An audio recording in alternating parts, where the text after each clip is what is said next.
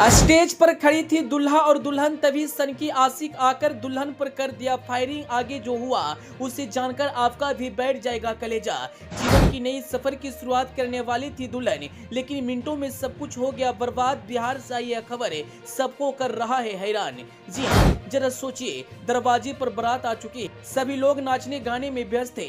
जयमाला स्टेज पर दुल्हा और दुल्हन एक दूसरे को वरमाला पहना चुके हैं, फोटो खिंचवा रहे हैं। दुल्हन नई जिंदगी की शुरुआत करने वाली है, लेकिन इसी बीच दुल्हन के साथ कोई हादसा हो जाए तो परिवार वालों पर क्या गुजरेगी। कुछ ऐसा ही मामला इस वक्त बिहार के बक्सर से सामने आई है, जिसने सभी को सोचने पर मजबूर कर दिया। बक्सर के चौसा में नंदमलाह के घर बारात आ चुकी थी। बरातियों को स्वागत किया गया, पूरे घर में खुशी की माहौल थी। सभी उस पल को यादगार बनाने में लगे थे। जयमाला का समय आता है, दूल्हा स्टेज पर आता है, क्योंकि बारात उत्तर प्रदेश के बलिया जिला से आया था। 18 साल की आरती दुल्हन बनने वाली थी, एक नई जिंदगी की शुरुआत करने वाली थी। जयमाला स्टेज पर दूल्हा और दुल्हन आते हैं, एक दूसरे को वरमाला पहनाते हैं। आंखों में सपना था, लेकिन तभी नीचे खड़े सन की आशिक जो चेहरे पर नकाब लगाया हुआ था, वह यह सब कुछ देख रहा था। दुल्हन को निशाना बनाता है और फिर फायरिंग कर देता है, जिसके बाद दुल्हन घायल हो जाती है। जहाँ एक तरफ शादियों की खुशी की माहौल थी, शादी की शहनाई बज रही थी, नाच गान शोरगुल,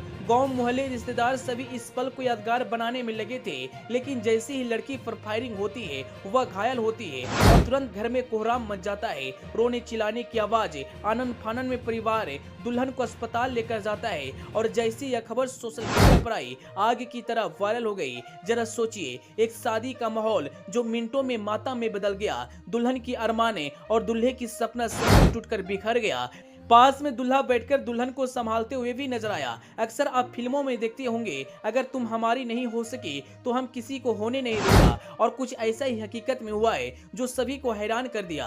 इस वक्त यह खबर यूपी बिहार ही नहीं, बल्कि पूरे देश में काफी ज्यादा सुर्खियां बटोर रहा है।